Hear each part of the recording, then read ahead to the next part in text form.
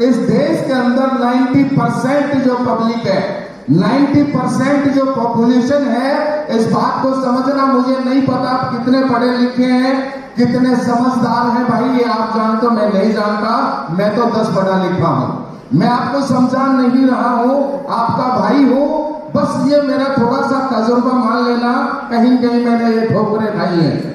यानी देश के अंदर 90% लोग ऐसे हैं जो मिडिल क्लास हैं, और मिडिल क्लास लोगों के बीच में एक ही बात बचपन से सिखाई जाती है, बेटा पढ़ाई कर और नौकरी कर, तुम्हारी भी जिंदगी बन जाए और हमारा भी बुढ़ापा कट जाए। और नौकरी दोस्त सबको नहीं मिल पाती, कुछ लोगों को सरकारी नौकरियां मिल जाती हैं, लेकिन कुछ लोगों को गवर्नमेंट जॉब ना मिलने की वजह से किसी प्राइवेट सेक्टर में अपना टाइम पास करते हैं। दो सपने पूरा करने की तो बहुत दूर की बात है। क्यों? हम कमजोर नहीं है, इस बात को समझना। हम कमजोर नहीं है, हम मजबूत आदमी, हम मेहनती आदमी हैं, और बचपन से मेहनत करते आए आप और हम सब लोग। लेकिन हमारी प्रॉब्लम सबसे बड़ी ये है कि हमारे पास कोई मौका नहीं होता। दोस्त, मैं अगर अपने बारे में मैं बात करूं, नसीम खान नाम है मेरा, बेसिकली मैं हरियाणा से रहता हूं, हरियाणा से बिलोंग करता हूं, चरखी दादरी मेरा डिस्ट्रिक्ट है। बैकग्राउंड की बात करूं दोस्त, तो ज्यादा कुछ नहीं, तकरीबन लोग मुझे जानते हैं, और मैं झूठ भी नहीं बोलता हूं। मेरे गांव में मैं बोलता हूं, बिलीव करना या नहीं करना, क्योंकि भाई वो मैं हमेशा बोलता हूं कि मैं सीना फाड़ के नहीं दिखा सकता, सीना चीर के नहीं दिखा सकता। अरे जब एक इंसान जिसने खुदा को नहीं देखा, भगवान को नहीं देखा, तब उसमें इतना बड़ा बिलीव करते हैं।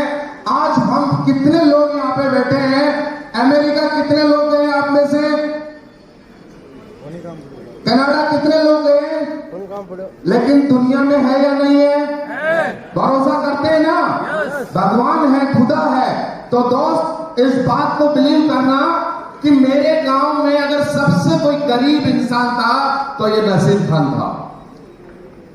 दीवारों की बात छोड़िए, मेरे पास एक कच्ची झोपड़ी होती थी, पिताजी मेरे मजदूर थे, बीमार रहते थे, और बीमारी किसी के बस की बात नहीं है, बीमार रहते थे। बचपन से ही मुझे सौभाग्य प्राप्त हुआ, लोग बोलते ना सौभाग्य प्राप्त हुआ, और मुझे बचपन से मजदूरी करने का सौभाग्य प्राप्त हुआ।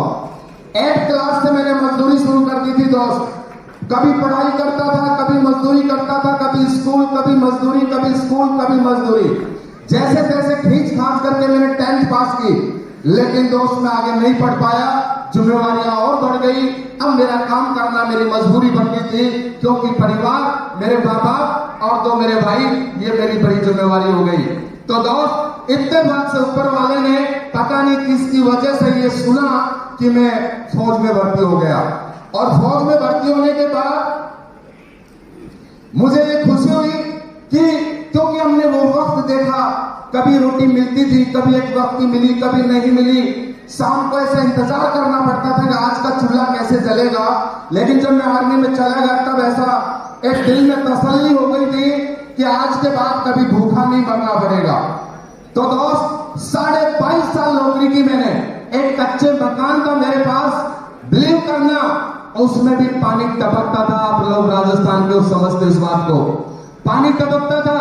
बट जैसे तैसे जिंदगी को झेलते गए, इस दुख तकलीफ को झेलते गए, और लोग बोलते हैं ना, ये मेरा रिश्तेदार, ये मेरा भाई, ये मेरा दोस्त, कोई किसी का नहीं होता। हमारे परिवार में, रिश्तेदारी में बहुत सारे मजबूत लोग थे, लेकिन किसी ने साथ नहीं दिया। इस बच्चे पे बहुत बड़ी तकलीफ थी, लेकिन जैसे तैसे करके दोस्तों, ये आज क्यों बताना चाह रहा हूं, मैं इसलिए बताना चाह रहा हूं, कुछ लोग मजे लेने के लिए आए होंगे, कुछ लोग सिट्टी बजाने के लिए आए होंगे, कुछ लोग टाइम पास के लिए आए होंगे, लेकिन कुछ लोग मेरे जैसे भी होंगे जो भी बैठे हैं यहाँ पे, कुछ लोग मेरे जैसे भी होंगे। दोस्त, थैंक यू। आर्मी में गया, 22.5 साल नौकरी की, लेकिन मजबूरी, अकेला कमाने वाला, पिताजी बीमार, भाई छोटे, दोस्त कोई प्रॉपर्टी नहीं, कुछ नहीं था हमारे पास। एक सैलरी आती थी उस टाइम में, बहुत सारे आर्मी वाले लोग बैठे होंगे, वो सैलरी भी इतनी नहीं होती थी। जब आता था तो दूध का, सब्जी का, अनाज का, क्यों मेरे पास खेती भी नहीं थी। जो पैसा लेके आता था उसी में चला जाता था। जब 1 महीने की छुट्टी या 20 दिन की छुट्टी काट के जाता था मैं, तो मैं कर्ज में ही वापस आता था कि वापस आने के बाद मुझे पैसा भेजना पड़ेगा। 22.5 साल नौकरी की दोस्त, 22.5 साल नौकरी करते करते जब मैं रिटायरमेंट तो आना ही पड़ता है, मैं रिटायरमेंट आया, 16.5 लाख रुपए लेके आया। 4 लाख रुपए मेरे कर्जे में गुजर गए, 4 लाख रुपए मेरे कर्जे में गुजर गए। मेरे गांव में मैंने बहुत ही 2 मकान बनाए। मैं कसम ऊपर वाले की खाती बोलता हूं, बिलीव करना यार, आज भी मेरे मकान जो मेरे गांव में, उसको आज भी एक को प्लास्टर नहीं है, वैसे का वैसा ओपन ईंटें हैं। मैं झूठ नहीं बोलता हूं। कुछ लोग मेरे गांव में गए हैं, एक दलित सिंह राठी बेटा होगा जो मेरे गांव में जाके आया, जो रेवाड़ी से है। मैं झूठ नहीं बोलता, आज भी मेरा घर वैसे का वैसा है। दूसरा मकान मैंने बनाया, लेकिन दोस्त इसके अलावा एक खोजी इंसान क्या कर सकता पूरी जिंदगी परिवार को पालते पालते। मेरे पास कुछ नहीं था। मैं आया रिटायरमेंट, सोचने लगा यार नसीब क्या होगा। 2 छोटे भाई, पिताजी एक्सपायर हो गए, भाइयों के पास कुछ नहीं है, मजदूरी करते हैं, इनका क्या करें। दोनों मकान दे करके, और दोस्त मैंने एक विजन, एक माइंड में मैंने लिया कि यार चल यहां से चलते हैं राजस्थान झुंझुनू रहेंगे, क्योंकि मैंने सुना था कि वहां पर सीकर कोटा राजस्थान में बहुत अच्छी पढ़ाई होती है। 2 बेटे हैं, इनको अच्छे से पढ़ा लेंगे। वही सोच मेरी थी कि बच्चे नौकरी लग जाएंगे तो इनका भी काम अच्छा हो जाएगा, अपना भी टाइम पास बढ़िया हो जाएगा। तो झुंझुनू आया, और झुंझुनू आने के बाद मेरे मामा जी के साथ मैंने काम की शुरुआत की। वो नगर परिषद में ठेकेदारी का काम करते थे। करते करते मेरा टाइम बीतता गया। सुबह 4 बजे उठ के जाता था। मामा जी सफेद कुर्ते पजामे पहन के ठेकेदार थे, और मैं 4 बजे उठ के जाता था क्रेशर पे। मैंने सामान भिजवाना, पूरा दिन साइड पे रहना। मात्र 15,000 रुपए मिलते थे, 12,000 रुपए मेरी पेंशन थी। और मैं आप लोगों को क्या बताऊं, हकीकत में आप लोग हंसोगे, सुबह 4 बजे जाता था, रात को 12 बजे आता था। पहले तो कलर मेरा है ही ऐसा, और जब शाम को वो क्रेशर और सीमेंट में भर के आता था तो घर वालों डेली पहचानने बंद करते थे। समझ में नहीं आती थी ये सुबह गए वही है क्या, मजबूरी थी। ऐसे चलता गया काम, लेकिन बहुत दुखी था, बहुत चिंता थी, और टेंशन इतनी थी कि ये कैसे काम चलेगा यार। बच्चों की शादी नहीं कर पाए, बच्चों को मकान नहीं दिया, पूरी जिंदगी मजदूरी हमने कर ली, नौकरी हमने कर ली, अब होगा तो क्या होगा। भाई एक दिन बोलते हैं ना, जिंदगी में कुछ नहीं हो सकता जब तक ऊपर वाला खुश नहीं होता। क्या पता यार किसके कर्म से, किसकी दुआ से, किस हमारे बुजुर्गों ने, या किसकी क्या दुआ लगी, इत्तेफाक से बोलते हैं कि ऊपर वाला, लोग बोलते हैं ऊपर वाला देता छप्पर फाड़ के, ये टूटने वाला नहीं है, ये नहीं टूटेगा, किसी की छत टूट के नहीं आता। जब अगर हम ऊपर वाले से ज्यादा अरदास करते हैं, रो के गिड़गिड़ा के मांगते हैं, वो देता जरूर है। तो किसी न किसी ने, मेरे परिवार ने, मेरे बच्चों ने, मेरे माँ बाप ने हमारे लिए दुआ की होगी, और ऊपर वाले ने सुना तो एक मौका भेजा।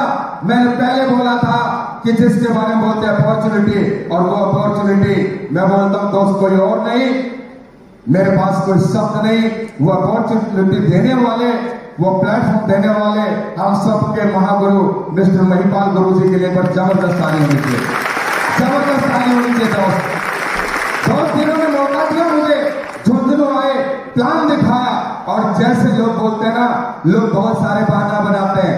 यहाँ बैठ के कितने लोग पहली बार आए नए, जो आज तक ये प्रोग्राम नहीं देखा और AWPL के बारे में कुछ नहीं जानते, पहली बार। कितने लोग, 80% लोग बैठे, लेकिन फिर मैं बोलता हूं, जाने के बाद जब आप लोगों से मुलाकात करेंगे ना, टाइम नहीं है, पैसा नहीं है, ये नहीं है, पूछ के बताऊंगा, ये करके बताऊंगा, लेकिन जिस दिन मैंने प्लान देखा, मैं अपना नसीब रियली में, ये इंडस्ट्री आज ये मौका है, और कोई ऑप्शन है ही नहीं, और कोई ऑप्शन नहीं है जहां से तेरी जिंदगी बदल सकती है। लेकिन इत्तेफाक की बात, मैं एग्री हुआ, मैं खुश हुआ कि नसीब यहां से जिंदगी बदलेगी, अब तेरा मजा आएगा। अब मैंने जिस प्लान को देखा ना, इस प्लान को, अरे लगता क्या है, 15,000, 20,000, 20,000 में तू 100 करोड़ का मालिक बन सकता है। 15,000 में 15,000 की चाय की ठेला नहीं खुलता, पान पट्टी की दुकान नहीं खुलती, तू कौन से बिजनेस की बात कर रहा है। और यहाँ 15,000 लगा के थोड़े दिन मेहनत करके, जबकि मेहनत आप और हम पूरी जिंदगी करते आए हैं। कौन इंसान है की। सब लोग कामयाब बैठे हैं यहाँ पे, जो अपने परिवार की जिम्मेवारी चलाते हैं। हर इंसान कामयाब बैठा है। हमने भी अपने परिवार की जिम्मेवारियां निभाई है, उनका पेट पालन पोषण किया है, उनकी जरूरतें पूरी की है। तो दोस्त, काम प्लान में जब सबने बताया नसीब खान 4-5 साल मेहनत कर ले, 4-5 साल मेहनत करके तेरी जिंदगी बदल जाएगी। सर करना क्या होगा? बस 15,000 लगा के शुरुआत कर। मगर सर 15,000 से शुरुआत होती है तो मैं पक्का तैयार हूं। लेकिन गलत फहमी, वहीं पे मेरे मामा जी बैठे थे, वहीं पे साथ में मेरे मामा जी बैठे, और जैसे मैं सुन रहा हूं वैसे वो सुन रहे थे। आप में भी बहुत सारे लोग ऐसे होंगे, एक के दिमाग में आएगा लेकिन एक पूरा प्रोग्राम देखने के बाद ही बोलेगा चल चल फंसना नहीं इन लोगों के चक्कर में, एक नौटंकी। तो दोस्त, मेरे मामा जी मेरे पास बैठे, एक रूम के अंदर बैठे, और जब रूम के अंदर थोड़ा सा दरवाजा खुला तो वो प्लान देख के बाहर गए, और मेरा इतना एक्साइटमेंट, इतना मेरी जिंदगी में पहली बार खुशी हुई कि साला आज तो जिंदगी में किसी ने बताया कि करोड़पति कैसे बना जाता है।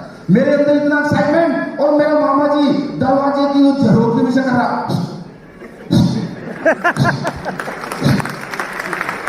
मैं सुन लेते कुछ खास बात बताएगा। मैं भाग के गया, वो सर आ रहा हूं। जब गया, फंसना नहीं, फंसना नहीं, तू फौजी आदमी है, तू अभी आया रिटायरमेंट, बढ़िया ठेकेदारी कर, 15 देता हूं, 17 कर दूंगा, 20 कर दूंगा, तेरे को ठेकेदार बना दूंगा, ये कर दूंगा, वो कर दूंगा। यहां मैं होटल में रहता हूं, डेली मीटिंग होती है, टाई लगा के आते हैं, 1 महीने नजर आते हैं, दूसरे नजर नहीं आते। तू अभी आया, तेरे को कुछ नहीं पता, सिविल की पढ़ने की मैं जानता हूं, तूने तेरी वहां जिंदगी बताई है। मगर ठीक है, टेंशन मत ले, नहीं करूंगा, माननी पड़ेगी मामा जी की बात, लेकिन मैं मानने वाला, क्योंकि मैं कौन था, और फौजी का दिमाग कहां होता है, कहां दिमाग होता है, घुटने में। अब दिमाग होता तो मैं मान लेता, लेकिन यार के पास दिमाग था नहीं, तो मैंने नहीं मानी। अब मामा जी को पता लग गया, इसने पैसा भी दे दिया, फॉर्म भी भरवा लिए, और वो मेरी मेडिसिन थी, वो भी मैंने जो प्रोडक्ट थे वो भी ले ली, अपना बैग भर के ले लिया मैंने। मामा जी को लगा अब तो ये कहेगा, अब उसने अपनी पूरी कोशिश, हर आदमी कोशिश करेगा, और शायद आपके साथ भी होगी, नहीं भी तो होने वाली है, लोग कोशिश करेंगे पूरी। अब मेरे मामा जी को लगा ये मानने वाला नहीं है, तो उसने सोचा कि कैसे इसका कल्याण करो। उसने मेरे बेटे को फोन किया, बोला बेटा तेरे बाप को संभाल ले, तेरे बाप को संभाल ले। बोला दादाजी क्या हुआ? बोला पता लग जाएगा बाद में। बोला दादी जी बताओ तो सही। बोला बाद में पता लग जाएगा, संभाल ले। बोला बताओ तो सही। बोला आजकल वो गलत काम करने लगा। अब जिसके बेटे को पता लगे कि बाप गलत काम कर रहा है तो कैसे लगेगा? और तेरी मम्मी को भी बता देना। बोला दादाजी क्या बात हुई, बता दूं क्या? बोला हाँ दादाजी। बोला तेरा बाप आजकल डॉक्टर बन गया है, तेरा बाप आजकल डॉक्टर बन गया है। एक कंपनी से 2 आदमी आए थे, एक कंपनी के दिल्ली से चल के 2 आदमी आए थे, उनको पता नहीं क्या वो बना के चले गए, और तेरा बाप जो ना उनसे दवाई ले लिए, और अब तेरा बाप जो ना डॉक्टर बन गया। और डॉक्टर बना तो दवाई तो किसी को देगा, हाँ देगा, देगा, और दवाई देगा खा के तो टपकेगा, दवाई देगा खा के तो टपकेगा। तो बेटा तू सोच ले, तेरी मम्मी को बता दे, पहले तो इसने जिंदगी बिताई फौज में, और अब बच्ची बिताएगा जेल में। बच्ची कहां बिताएगा? जेल में। अब जिसके घर में ये समाचार मिल जाए कैसा माहौल होगा? शाम को गए मेरा भाई, महामारी से भी भयंकर लड़ाई, वो जैसे WWE बोल रहा था बच्चा, लेकिन कुछ नहीं, मेरे को भरोसा था। सर ने बहुत बड़ा यकीन दिलाया था, बहुत बुरे वक्त देखे थे, बहुत बुरी जिंदगी देखे थे, आगे का सफर नजर आता था। तो शुरुआत की, और शुरुआत करके काम करते गए। तकलीफ आई, तकलीफ जिंदगी में नहीं होती यार, ये चैलेंज होते हैं कि इंसान की लाइफ में, ये चैलेंज हर इंसान की जिंदगी में आते हैं। सब ने एक ही बात बोली, नसीब खान अगर अपने परिवार को एक अच्छी लाइफ देना चाहता है, कुछ तकलीफ और चैलेंज आएगा और उनको झेलना पड़ेगा। ऐसे इंसान की किसी की जिंदगी नहीं बनती है।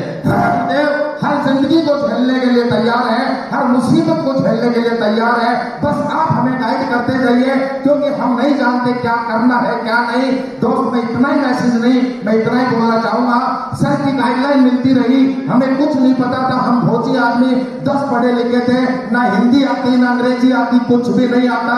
फौज की भाषा आती वो यहां चलती नहीं। फौज की भाषा यहां चलेगी क्या? यहां चल नहीं सकती। यहां चलेगी तो सिस्टम खराब।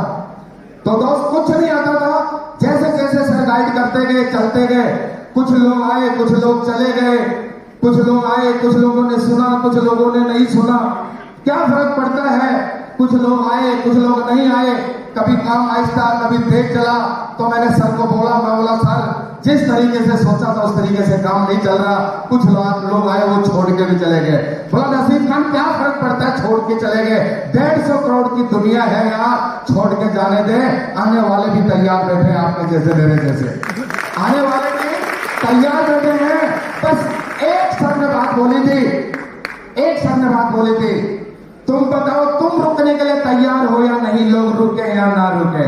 मैं बोला गुरुजी मैं तैयार हूं। तो बोला याद रखना मेरा वर्ड एक दिन कंपनी का ब्रांड एम्बेसडर बनेगा। ये वर्ड सर ने बोला था। मैं गुरुजी मैं रुकूंगा, मैं रुकूंगा, लेकिन फिर बीच बीच में थोड़ी सी लालच आता है ना, लालच। आज इस काम को कर रहे हैं, बीच में कुछ ज्यादा थोड़ा सा लालच नजर आता तो बोले इसको कर लो। तो मेरे साथ कुछ लोग थे, एक इन्वेस्टमेंट कंपनी आई, वो बोरी भर भर बनाती थी पैसे, ले जाओ लो ऐसे बनाती थी। तो वो मेरे साथ अच्छा खासा काम कर रहे थे, वो बोरियों के चक्कर में भाग गए। बोरियों के चक्कर में भाग गए तो फटाफट पैसे कमाने लगे। मैंने सोचा यार इससे तो ये अच्छा है, यहाँ तो पता नहीं क्या होगा कि नहीं होगा, यहाँ तो फटाफट कर लेंगे, फटाफट कर लेंगे। लेकिन क्या हुआ, टाइटैनिक डूब गया। समझ में आई बात? टाइटैनिक डूब गया। दोस्तों वो 2-4 महीने तो रहे, बाद में अभी तक भी गायब है, वो अभी तक भी गायब है। लेकिन हमने दोस्त काम की शुरुआत की, हम ब्रॉन्ज भी बने। क्या बोल सकता हूं मैं दोस्त, कंपनी का 18 लेवल है, ब्रॉन्ज, ब्रॉन्ज से silver, gold, platinum, emerald, topaz, Ruby star, sapphire, star sapphire, diamond, blue diamond, black diamond, royal diamond, crown diamond. आज कंपनी का एम्बेसडर हूं, 15 रैंक कंप्लीट है। 2,500 से शुरुआत हुई थी, 2,500 के चेक से शुरुआत हुई थी, 15,000 देकर के मेरी ज्वाइनिंग हुई थी। 2,500 का पहला चेक था, और आज की अगर मैं बात करता हूं तो महीने के 32 लाख रुपए लेता हूं। कंपनी से 32 लाख रुपए महीना एवरेज आती है, और टोटल अचीवमेंट की बात करता हूं तो 13.5 करोड़ को क्रॉस कर चुका हूं। देश विदेश की बातें नहीं, गाड़ी मैडम पहले बता चुकी है। आज अगर लग्जरी कार आती है तो आपको पता अपनी टीम में ही आती है। ये वादा करता हूं दोस्त, जितने भी लोग आए हो, अगर आपके पास अगर कोई मौका है तो भले ही कुछ भी कर लेना। और रियली अगर लगता है अपने परिवार और माँ बाप अपने बच्चों को अगर अच्छी जिंदगी देना चाहते हो, इससे आसान इससे सस्ता प्लेटफॉर्म और मौका नहीं मिलेगा। बस थोड़ा सोच के जाना, दुनिया में बहकाने वाले बहुत मिलेंगे, लेकिन आपकी जिंदगी, जब हम जैसे लोगों की जिंदगी सुधर सकती है, जब इन लोगों की जिंदगी सुधर सकती है, तो क्यों यार आप में हमारे में कोई ज्यादा फर्क है क्या? जिंदगी आपकी भी सुधरेगी। लोग आज भी मुझे बोलते हैं, जिन लोगों को मैंने बताया लोगों ने नहीं सुना। लोग आके बोलते हैं अरे मैंने पहली गाड़ी, मेरे पास मोटरसाइकिल थी, मोटरसाइकिल थी, मकान नहीं था, झुंझुनू किराए के मकान में आया तो बोला सर, मैंने बताया बहुत सारे लोगों को मोटरसाइकिल थी तो मैंने पहली कार ली डिजायर। जब डिजायर ली तो उस समय लोग मुझे बोलते थे, मेरे पड़ोसी, बोला भाई किराए के मकान में क्यों रहता है, लोन लेकर के 2 मकान तो बना ले कम से कम। मैं बोला बनाऊंगा यार, लेकिन वही बात आ गई कि मैंने गाड़ी ले ली। जब गाड़ी ले ली तो लोगों ने बोला रियली में फौजी में दिमाग होता ही नहीं, किराए के मकान में पड़ा है और इसकी नखरे देखो, इसने कार पहले खरीदी है, लेकिन हमको ये नहीं पता ये कर क्या रहा है। सुन रहे हो भाई? यस। उनको ये पता नहीं क्या कर रहा है। तो मैंने कार ले ली। कार ले ली, जब लोग सोचने लगे यार ये क्या करता है। कार लेने के बाद मेरे पास मकान नहीं था, तो दोस्त उसी झुंझुनू में मैंने छोटा सा एक मकान बना लिया 1.5 करोड़ का। तो फिर लोगों को लगा मुसलमान है, कोई 2 नंबर का काम कर रहा है। लोग नजर रखने लगे, अब वो हमारा धंधा ही ऐसा है, साला दुनिया के सारे कुत्ते सो जाते हैं तब हम आते हैं घर में। नेटवर्कर कब आता है? हाँ, 12 बजे के बाद बीवी बच्चे जो गली के कुत्ते टाउं टाउं करते वो सो जाते हैं, तब अकेले आते हैं बैग लेके हम। कोई बात नहीं। तो लोगों को लगा डाउट हो गया कुछ तो है, सुबह जल्दी जाता है रात को लेट आता है। तो गुरुजी ने बोला यार क्या ये डिजाइन लेके घूम रहा है, कुछ लग्जरी वग्जरी ले ले। वो गुरुदेव बताओ। तो दोस्त मैंने एक रेड कलर की ओडी ले ली। ओडी ले ली तो मोहल्ले वालों को रिश्तेदारों को और डाउट हो गया, अब तो पक्का ही कोई कोई गड़बड़ कर रहा है ये। लेकिन दोस्त इत्तेफाक से ऊपर वाले के, पता नहीं यार ऊपर वाले की मर्जी है, और मेरी ओडी का अचानक कोई एक्सीडेंट हो जाता है। आज तक मैंने नहीं बताया।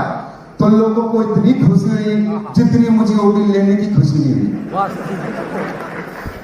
इतने खुश हुए, देखा साला हवा में उड़ता था, अब आया जमीन पे, अब आया सब लोग। लेकिन उनको नहीं पता था तुम्हारा बाप 1 महीने के अंदर रेंज रोवर लेके आ रहा है 1 करोड़ में।